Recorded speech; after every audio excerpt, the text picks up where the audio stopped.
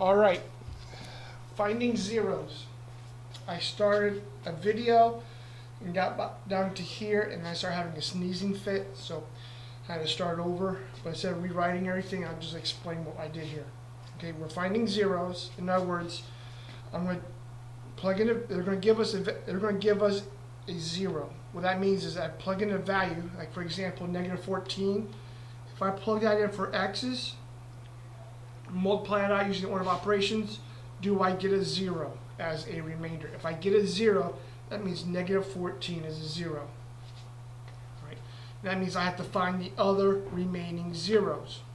Well, the degree of the polynomial tells me the number of possible zeros of a function. So for this example, I have a cubic, so that means it's the degree of 3.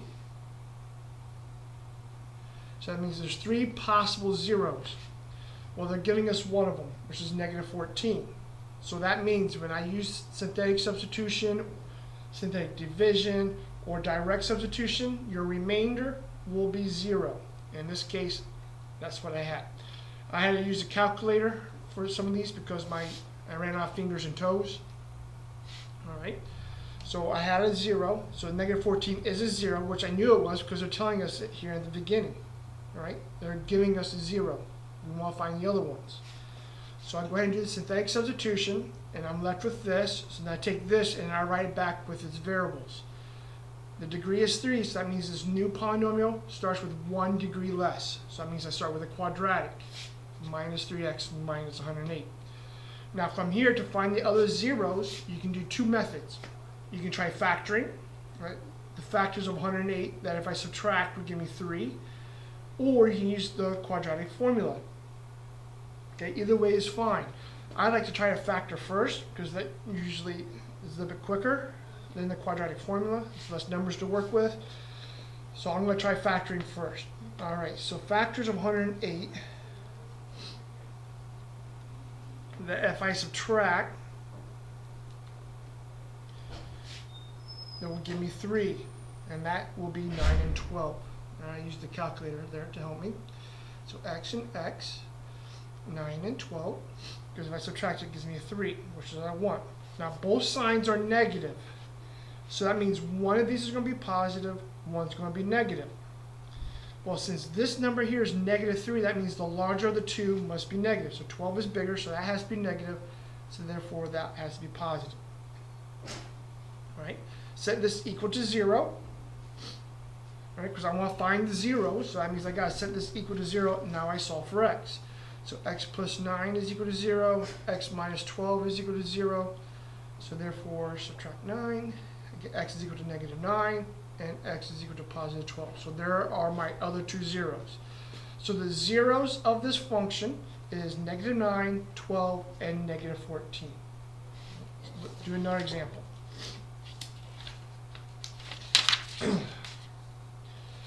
All right, the degree is 3.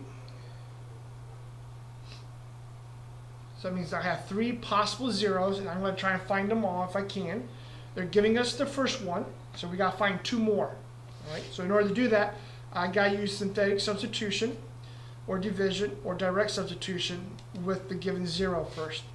All right, so this cubic, so it'll be 5, quadratic, linear, and then the constant. Then the 0, which is telling me is 6, put that in the box. So here we go. Bring down the 5, 6 times 5 is 30. Add gives me a 3. 6 times 3 is 18. Add gives me a 1. 1 times 6 is 6. And then my add, I get 0.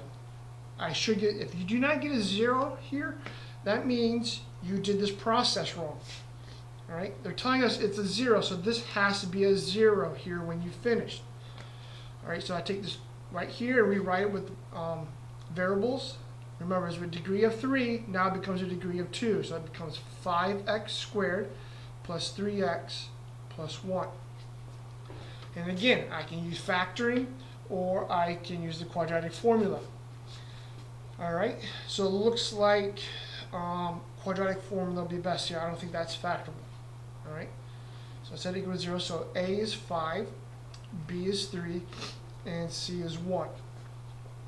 All right, so negative B plus or minus the square root of b minus 4 times a times c all over 2 times a.